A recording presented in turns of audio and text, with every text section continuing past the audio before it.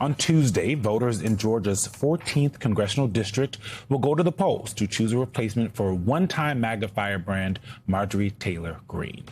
The race features more than a dozen candidates. A runoff will be held if no one gets more than 50% of the vote. The House seat is heavily favored toward Republicans, obviously, and is crucial to the GOP's razor-thin majority in the House.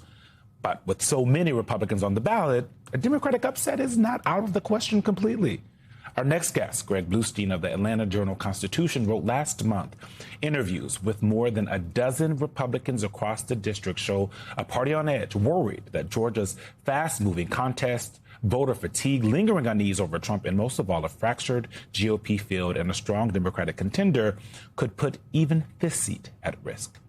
Greg Bluestein joins us now. He is senior political reporter for the AJC and an MS Now political contributor. Greg, that was a month ago. Republicans were scared. I assume now they're more scared, maybe terrified. How real is that fear? And more importantly, what does it tell us about how the rest of the midterms, what that environment might be like in Georgia? Yeah, it's still a fear for Republicans. And when you go to 14th District, which is up in Northwest Georgia, very conservative, as you said, you hear it from activists saying Republicans have to mobilize or they could actually lose the seat. The fear, though, has gone down a little bit because President Trump has endorsed in that race. So it's no longer as fractured on the Republican side as it was maybe a month or two ago. He has endorsed Clay Fuller. He's a former prosecutor in that race. But it's still... These special elections in Georgia are very, very messy. As we know from back in 2020, there are no party primaries in this type of race. So there are about 20 candidates from all parties, all on the same ballot. They're all duking it out for what is expected to be a runoff in just a few more weeks. So a lot can happen. And the Democrat, Sean Harris, is expected to actually be the leading vote getter in this entire tally. Greg, obviously, Marjorie Taylor Greene has become one of the loudest voices calling attention to the MAGA fracture and trying to hold Trump accountable for betraying a lot of his campaign promises. And in your conversations with voters, are they listening to Marjorie Taylor Greene the way that the media is paying attention to her every statement and sort of maximizing this fracture going on right now? Yeah, that's such a good question because some voters, they're loyal to her. They feel like she's the future of politics in Georgia and beyond. And others feel betrayed. They were stunned by her sudden decision last year to step down in January, and they're angry.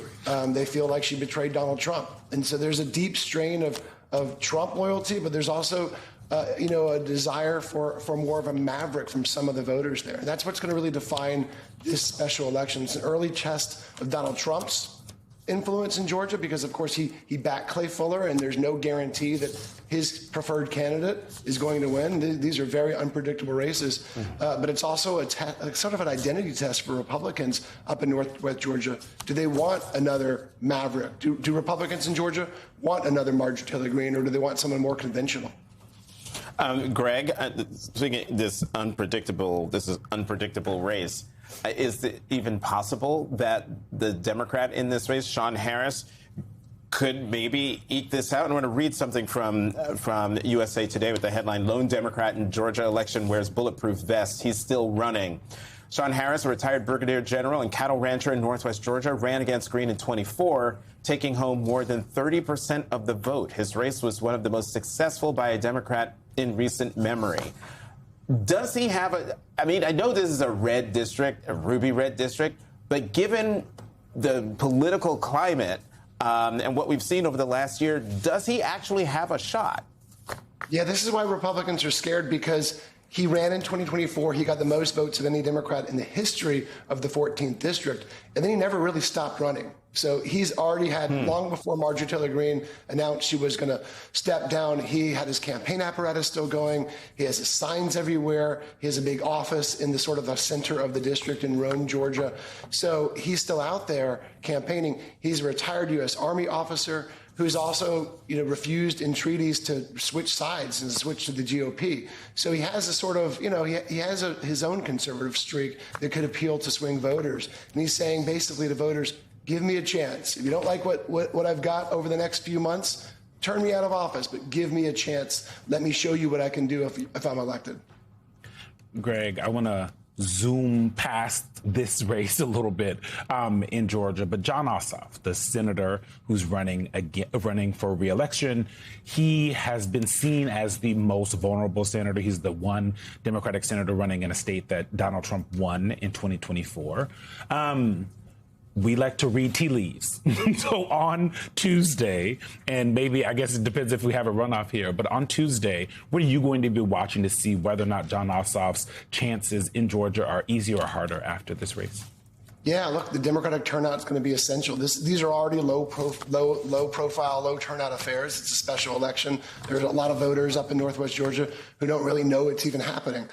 There's also a lot of Democratic turnout efforts. This is a test, right? This is a sort of a litmus test for Democrats and see if their turnout machine can work. Jon Ossoff can be two things at once. He can be the most vulnerable Democratic incumbent on the ballot in the midterm, but he can also be one of the most formidable Democratic incumbents in the nation. He's already built a war chest up of $25 million, and he's benefiting from a fractured GOP field on the other side. And that's sort of what Sean Harris is looking for, too. He has the consolidation of party elites in Georgia and the party establishment. So he's hoping that he can kind of, shock Georgia and have a very strong showing on Tuesday. And Greg, I want to play one more back to this theme of what is MAGA, who is the heir to MAGA.